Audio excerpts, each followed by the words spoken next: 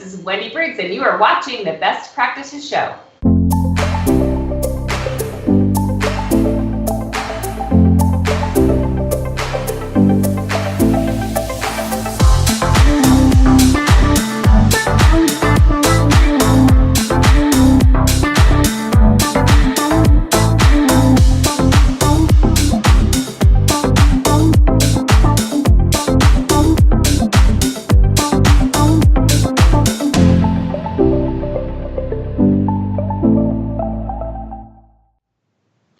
Hey guys, thanks for watching the Best Practice Show, where we take a look at the best business practices from the best dental practices all over the world. And if you're growing your dental practice, one of the things you're probably struggling with is how to truly grow it. And so today we're going to be talking about the 5 ways you can double your production with Wendy Briggs. And you're going to see she's brilliant with these components. You do not want to miss this. So do me a favor, grab a pen and hit the share button. You're going to love this. Now, a couple show notes. We are shooting this live on Facebook like we always do. And so if you have questions and you're watching the live feed, add them to the feed, and I'll ask Wendy directly while we have her on the show, and we'll get the answers straight from the master herself. And then if you're watching them later on and you still have questions, continue to add them to the feed, and you'll see we'll do our best to get back to you and give you an answer, because we want you guys to get the most out of this while you're watching this. Also, I'm also getting a lot of feedback when doctors share these with their teams. You get even more, because a lot of times you as a dentist, you might be watching this and you're learning, but one of the challenges you have to, you've got to take care of is we got to learn together. So great way to do that is just share them with your team. Now, keep sending us suggestions for shows. And even this week, we've got some great ones lined up. Right now, up over 39,000 followers on Facebook, and over 150,000 of you have visited us on iTunes. And we're just crazy, crazy grateful and just having fun doing this. Now, my guest today, as all the guests are, they're always a big part of this, and there's nothing brilliant about this show other than the guests. So, Wendy, I'm always grateful having you on. You've got a great way of thinking about what happens in a dental practice, and we're going to go into all of these, the 5 ways you can double your production. But I always want people to know who they're listening to, and you've been an influencer, speaker for a long time in dentistry. If somebody's watching this and they don't know who Wendy Briggs is, give them a little background on who you are. You bet. Well, thanks so much for having me today. My story begins, years ago when I graduated from hygiene school. I had my first child, my daughter, while I was in hygiene school, and my second child joined our family shortly thereafter. So here I was, a new clinician, and I was trying to support my growing family and put my husband through school. And I found that there were a lot of people in our industry, in our profession, telling us what we should be doing on hygiene. Right? Hygiene should be producing 30% of practice revenue. Hygiene should be using between 20 and 30% in the perio codes. But what I really needed as a new clinician was to know how to do those things, right? How to change what I was doing day to day in the treatment room, how to connect with patients at a higher level, especially given some of the challenges that I was facing, insurance interference, if you will, in between, what I felt like my patient really needed and what their benefits would cover. Patients that come through the door and the first thing they say is, "Hey, Wendy, just so you know, I don't want anything if it's not covered." Some of those challenges, I didn't have a way to overcome those challenges. So what I had to do was I had to look outside my 4 walls in my practice and figure out what the other outliers were doing. What were the truly successful professionals doing differently than the masses, and how could I replicate that, and how could I build on that? Because I found that I was very passionate about a couple things. First was that for me, production was never the goal. I viewed production as instead the result that comes when we do the right thing for the patient. So for me, I didn't want to be guided by or motivated by the production. Instead, what I realized was when we take the best possible care of our patient, the production will naturally follow that. So when we say, okay, 5 steps to double your production, what does that really mean? It really means how can we serve patients at a higher level? And ultimately, when the patient gets what they want, we have found that so does the practice. The dental professional wins, the patient wins, the practice wins. And that's where we find what we call the sweet spot. And that's where we want to live, finding strategies that work for everyone that can ultimately help the practice owner, the business owner grow. So that's kind of my story. And over the last few years that you mentioned, I've had the distinct pleasure and honor of working with the best and the brightest minds in our profession. We have very small practices that we work with. We work with our smallest has 2 treatment rooms downtown Manhattan, and the largest entity we're currently working with has more than 900 locations. Wow. So it's really remarkable. We work with practices in the US, UK, Canada, Australia, and it's been a great ride. And I've learned so much along the way. So I'm excited to share some of that with your audience today. Yeah, and we're just excited to have you on as always. So now I want to talk about why this topic is so important, because as you've already stated, like, it's the byproduct of getting all these things right. But typically a younger dentist, and you've seen it, sometimes they equate doubling your production with working harder and faster. But that's not what we're talking about today, right? No, not at all. In fact, when it comes to hygiene, there's a few different philosophies out there. I would say one that's becoming more common is that to increase hygiene revenue, you need to see more patients. Now, obviously, dentistry is a business of flow. We get that. But what people are doing with that is they're shortening the appointments down on the hygiene side, and they're thinking that that's how they're going to compete. They're going to raise revenue by shortening the appointments and seeing more patients, having more patient encounters. And in our experience, instead, we find a much better strategy is to maximize opportunity when the patient's there. So production per encounter, in my mind, is really the way that most practices grow more effectively and successfully, because you can certainly shorten the appointments down, but over time, that causes our patient retention to take a direct hit. And we know, one of the things that we've learned is that patient retention directly tracks with profitability of the practice. So that's a big, big area. So that's one of the things that again, I would caution the listeners against, making sure that your strategy is sound and you know what you want the end result to be. That's why we focus instead on, production per encounter, which ultimately means serving patients better while they're there. Right. Absolutely. Absolutely. Because we all know there's plenty of dentistry to do on patients, Exactly. people aren't coming in perfectly healthy with nothing going on. It's just one of those things that happens in practice. Now we're going to go through the strategy, and there's 5 ways. And I love how you've thought through all these. So take us through, where do I start if I'm a young dentist watching this and I want to double my production? Yeah, so the fastest way to impact practice growth is to optimize production, right? So we teach optimizing hygiene and restorative. And interestingly enough, when you look at optimizing production on both of those, it really is about same-day dentistry and the care you provide today. And you mentioned before that there's plenty of dentistry to do. And too often when we look at what's happening in practices, we find a need and we talk about treating it, but too often we're having the patient return another day for that care.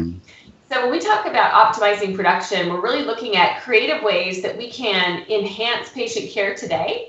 So on the hygiene side, we look at 10 to 12 different preventative services that can be provided on the hygiene side. And we're trying to figure out systems that enable us to provide that care today. So things like fluoride varnish, sealants, desensitizing agents, bonded desensitizing agents. We're talking about whitening services, oral cancer screenings, all things that are valuable services that patients desperately need, that we may or may not be providing consistently. And we may or may not have systems in place to do that today. When we look at a sealant, for example, this is a very common procedure. I think this procedure is staging a powerful comeback. We have really great dentists that maybe haven't advocated or recommended a sealant in years.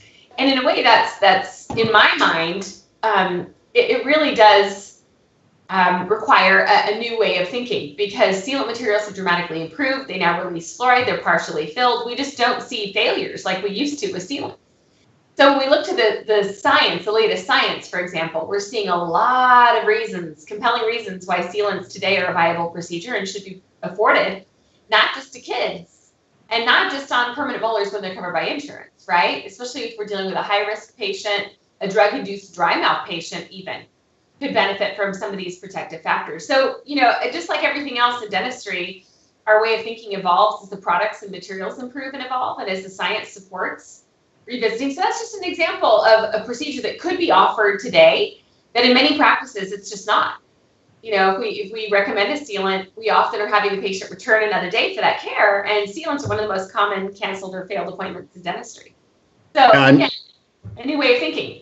It is a new way of thinking. And I also want you to go back to same day dentistry because many people have seen this trend happen. And when it first became more of a topic of conversation, people were like, no, like, how could you even do that? You got to slow it down because we do a comprehensive exam, then we have them back. Now, what I want you to do is speak just from your perspective is because same day dentistry is an incredible opportunity. Many practices are realizing that patients don't want to come back for another visit here and there. So it's not about like, hurrying the patient or like putting pressure on them to do the crown. That's not same day dentistry at all. Can you share with us a little definition on that just to kind of relieve anyone's tension when they hear that word?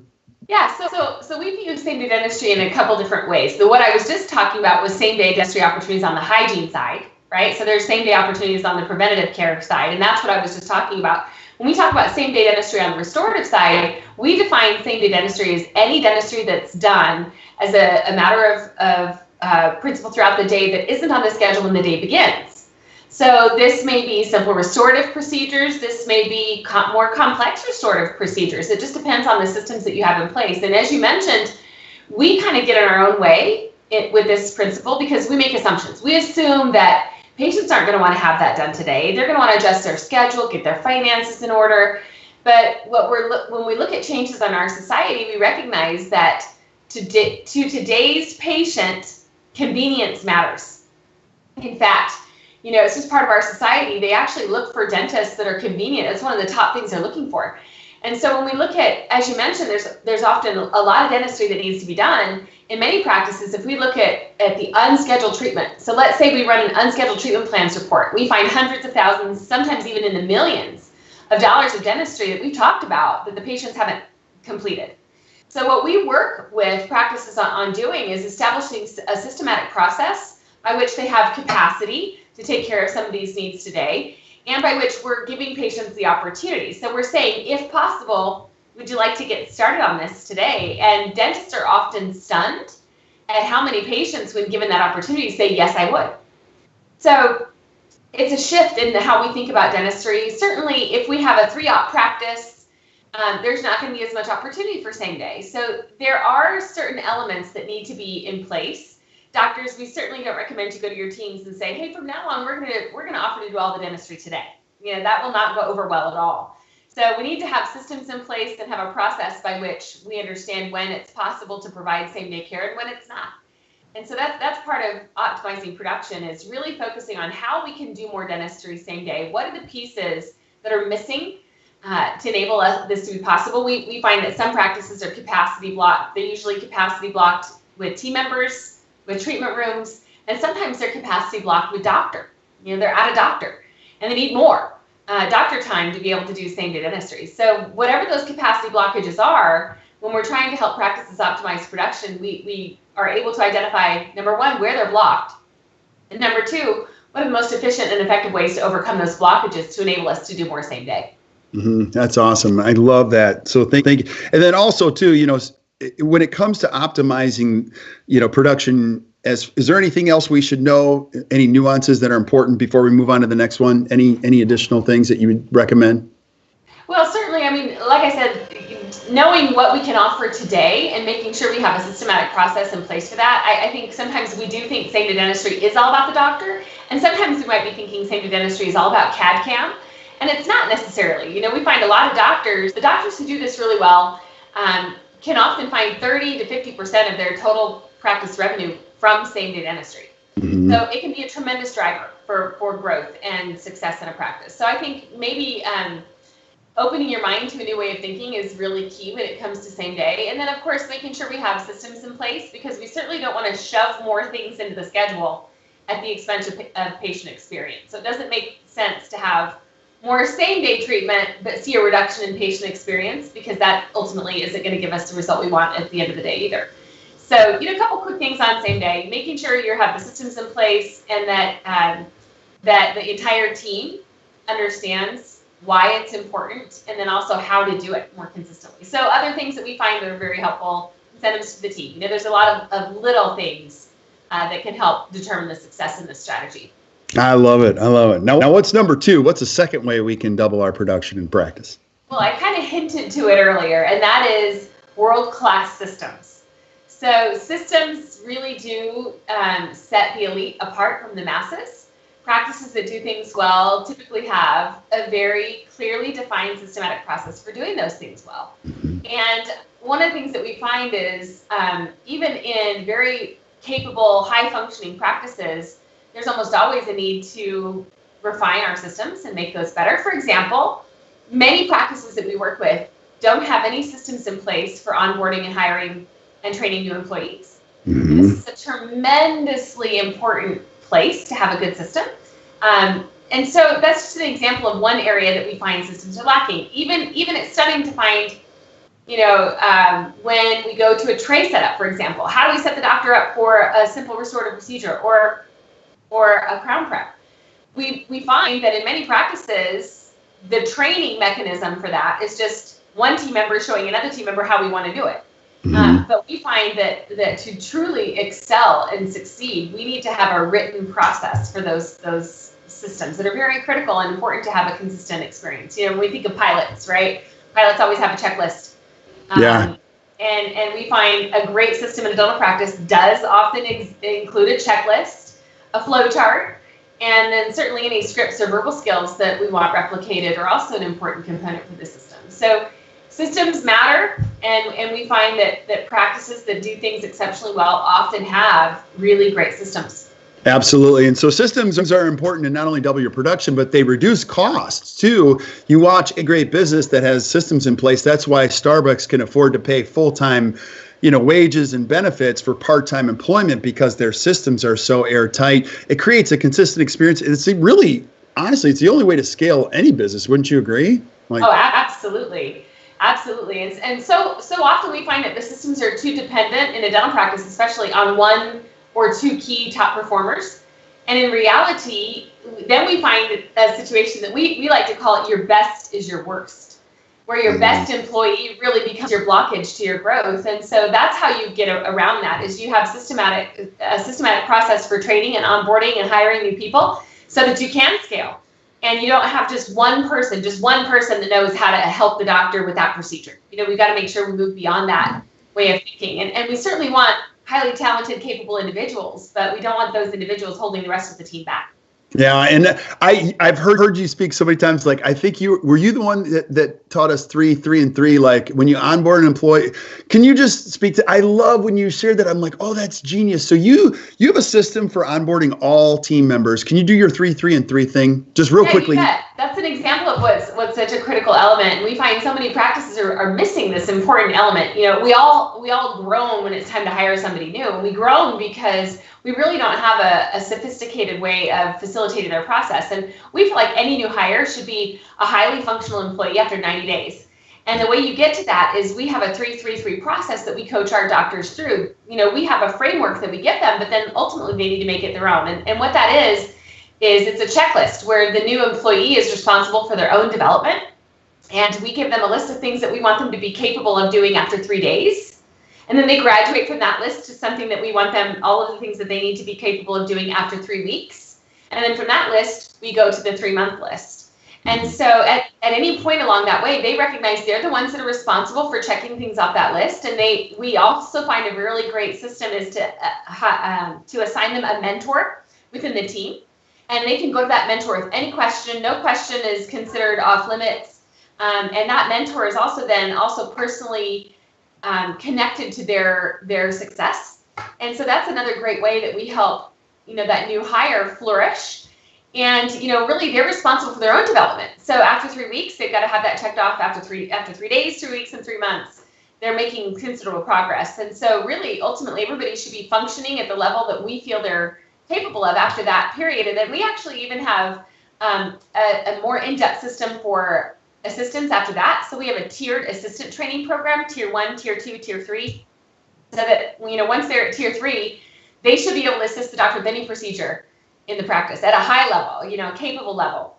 And they have to progress and earn those levels as they go. So again, just like any other business, onboarding and training is something that should be clearly defined.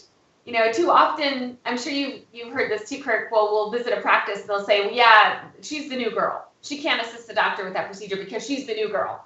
And then we find out the new girl's been there for 11 months. That is way too long. So, isn't that interesting? It's fascinating. So just like anything in the practice, onboarding and hiring is something that we should have a system for. And that's not the only system that we have. We have other systems. For example, those patients that find themselves in that unscheduled treatment plans report. We teach a process for capturing those called the 222.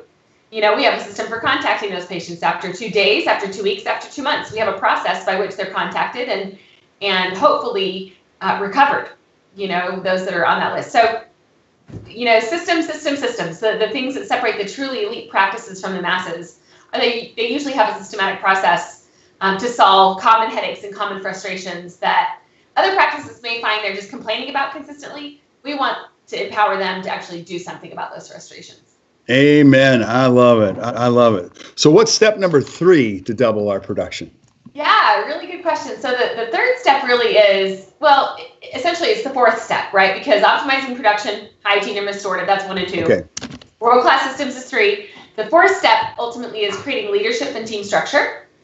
And so one of the things that we find when practices grow in size, or maybe they acquire second or third locations, ultimately, too often, the doctor ends up with way too much on their shoulders. So if we don't have a great structure for leadership and teamwork, and we're not working on developing leaders within the team, then that's when sometimes practices fail. So we've seen a very effective, capable practice with one location think, hey, you know what? We got this dialed in. Let's get another location. Mm-hmm. And often they hire or they acquire a practice that's struggling. And we find they're struggling for a reason, right? There's usually some things that need to be improved there. And without proper leadership and team structure, ultimately all of those problems end up on the doctor's plate. And so we've recognized that effective organizations within dentistry have really powerful leadership and team structures. So what we help dentists do is develop those key leaders within their team and help those leaders know what is their job, what is their job description, how can they lead their organization. So for example, once a practice gets beyond 6 hygiene providers, we feel like there needs to be a designated hygiene team lead. And that hygiene team leader has certain things that they're doing.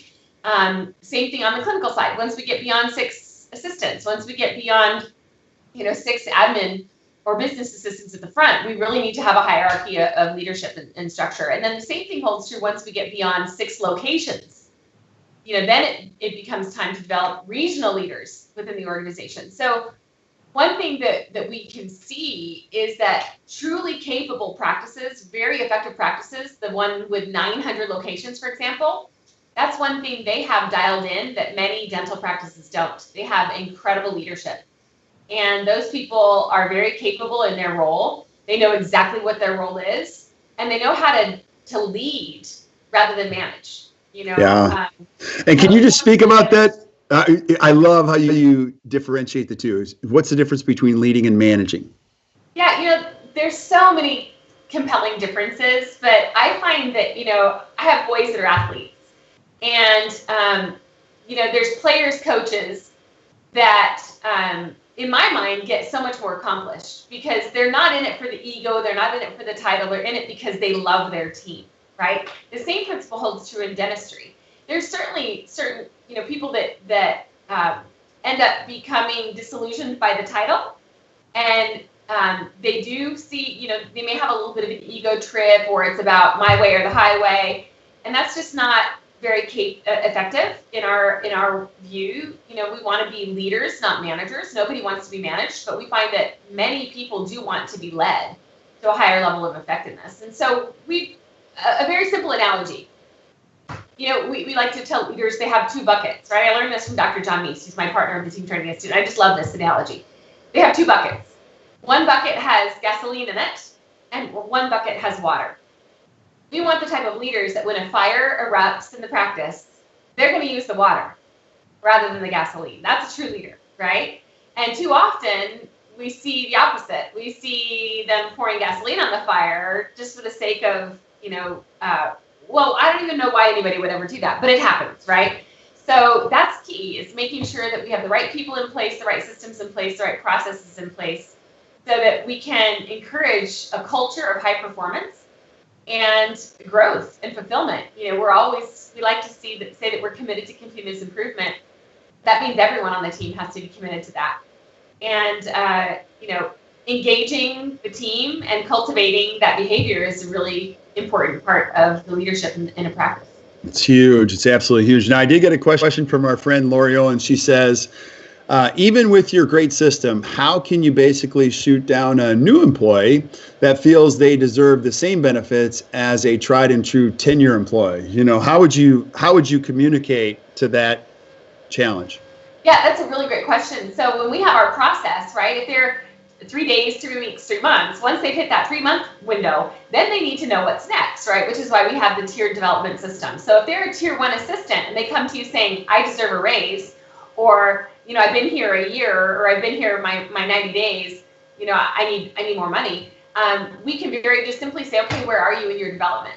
Show me where you are. Are you tier 1? Are you tier 2? Okay, how far away are you from tier 2? Because I show that, in our structure, you can progress at the rate you decide, but I see that you're not currently progressing, or you're not where you need to be to qualify as a tier 2 assistant yet. So therefore, that's where you need to be before you achieve those benefits. You've got to have the skills developed. So this also is very powerful when we hire somebody who's got 10 or 15 years experience somewhere else, but they don't know our systems, right? And so in many practices, they may come in, with an expectation that because of their experience, they already know everything. This is a way to help them see that we really appreciate your past experiences. We know that we can learn from you, but you've got to prove that you're proficient in our systems before we actually see you get the same benefits or vacation pay or whatever it may be that the other team members are receiving. Yeah, I love it. I love it. It takes the subjectivity out of a conversation, and much, in all fairness to employees, they need a clear line of sight too to how they can make more money. And that becomes often the biggest challenge is employees come to you because they feel like they're working hard, which is a legitimate argument, but they need to know, hey, look, okay, now I see how I can do this so that there's no conflict later on. Exactly. I also find that there's a lot higher rate of job satisfaction when they know what our expectations are. And too often we may put them into that position and say, fill the schedule, but that's all they get, right? And They don't have clearly defined expectations. What does that actually mean? What systems are there for me to follow so that I can be successful in this job? And so that's one thing that I think it really helps in that regard as well. Yeah, and that's brilliant. And I found this, Wendy, I found this out the hard way. Great team members want accountability. They want clear expectations. Because sometimes as an employer, you're like, oh, I don't think I should push on this whole accountability. No, they want that. They're screaming for it. You know what I mean? And that's such a big part of job satisfaction. How do they know if they've done their job well and can be rewarded emotionally for that if there really aren't clearly defined expectations? That's one of the things too that we're seeing a change in thinking. It used to be that dentists didn't want to track production. They didn't want to share the numbers with their teams. But in today's world, I find that that's such an important element because the team how else are they going to measure if we're all the hard work that we're putting in is actually effective or not, right? So that's key. One other thing before we move on from leadership and team structure is, when we study dentists who are top performers, which means, high producers, one thing that we found that is really necessary for them is we've got to preserve their mental energy. And there's a very real thing that happens in these top performers called decision fatigue. And when they're plagued with all of these minute, inconsequential decisions all day long, it really affects their own capability to be focused in the moment and top producers. And that's such an important element. So that's one of the tremendous advantages when we look at leadership and team structure. When they understand that they have capable team leaders that are handling some of those decisions that can be delegated, it really does alleviate that from their plate, which ultimately does translate for many, many people into a higher level of productivity. They can focus their energy and attention on patient care and providing service to patients, which ultimately makes the entire practice more productive. I love it. That is spot on. Now, when it comes to the last thing of doubling your production, what is that? So that really is replacing the doctor's salary with profit. Okay. And again, all of these other elements stack up. It's like the staircase to success. And once we have optimizing production, and then we have great systems, and then we have leadership and team structure, then we can begin to look at the doctor's end game. Where do they want to be? Are they wanting to grow, build a bigger mousetrap and make their one location really effective and productive? And if that's the case, then that's awesome. We end up with a case like one of our longtime clients, Dr. Mitch Friedman in New Jersey. He's been working with us in one capacity or another for about 10 years. And in recent months, he had a record production month. And in that record production month, he only was physically in the office for 6 days.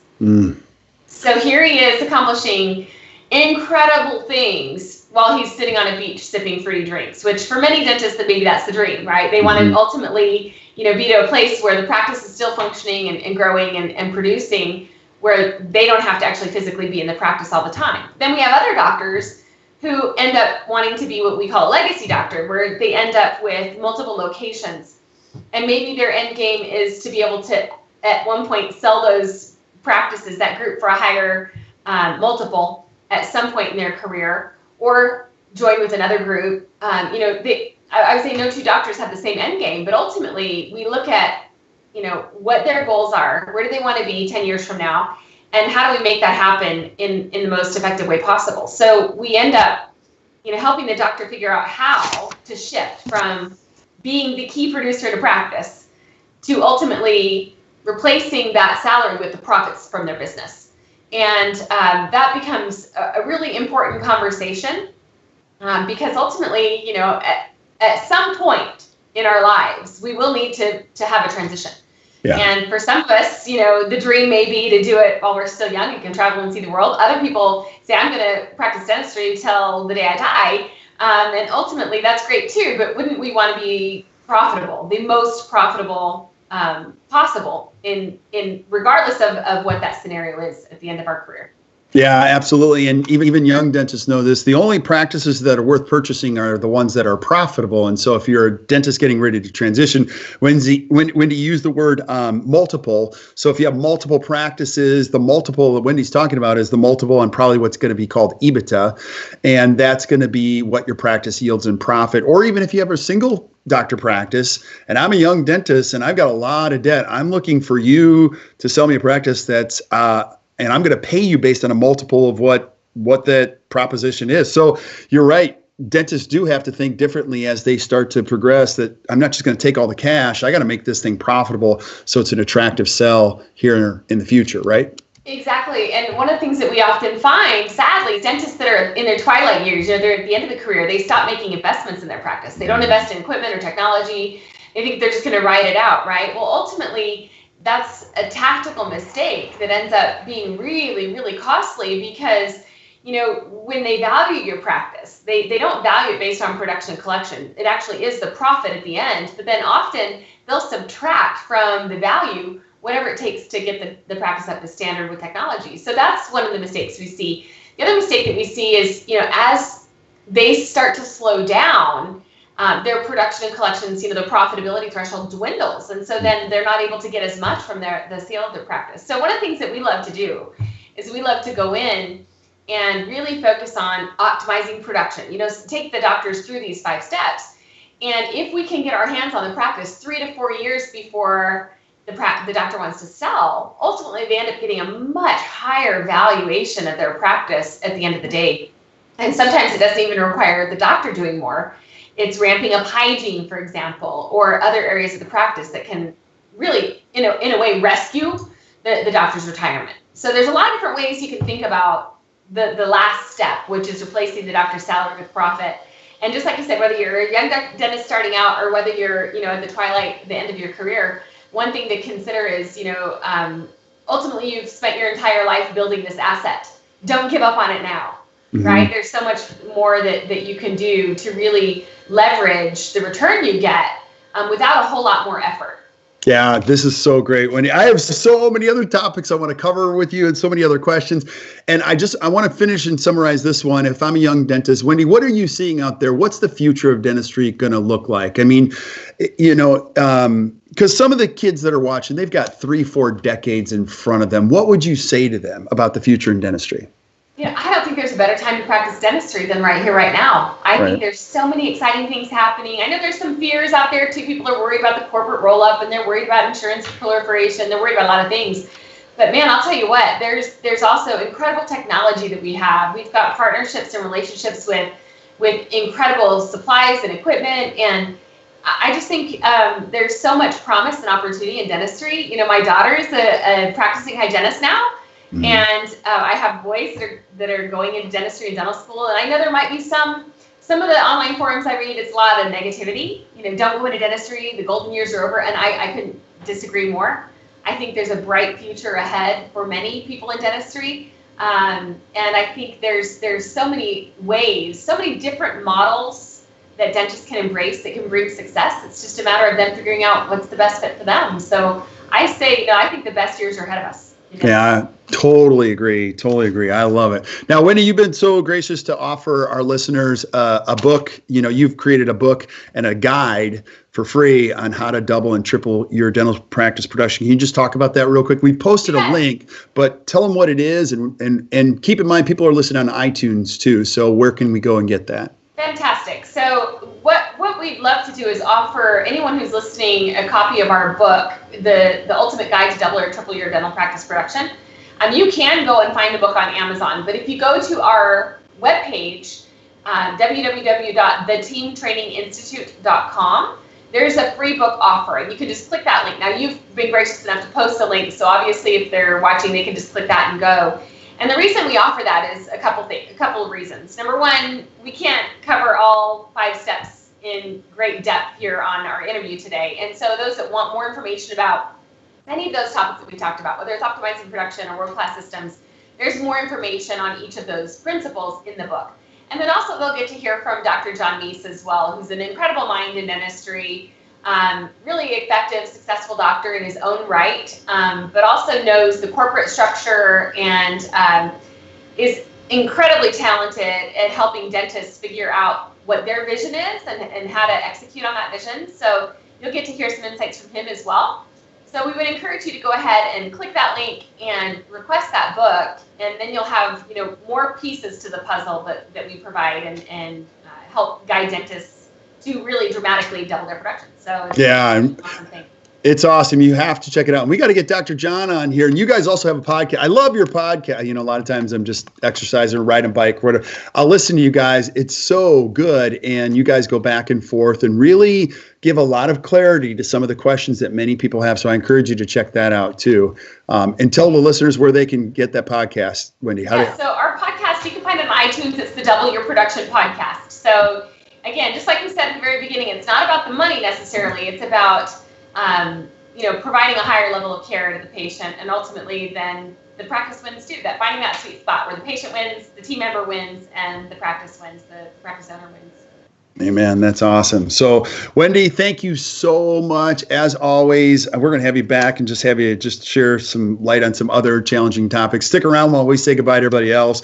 But thank you guys for watching today. And if you enjoyed today, which I know you did, just do us a favor. Just hit the share button, share with your friends. Continue to add questions to the feed like many of you already have. And keep sending us suggestions for shows that you want to see from Wendy or from other guests that we've got lined up here in the future. And until we see you next time, keep watching the Best Practices Show. You guys enjoy the rest of your day.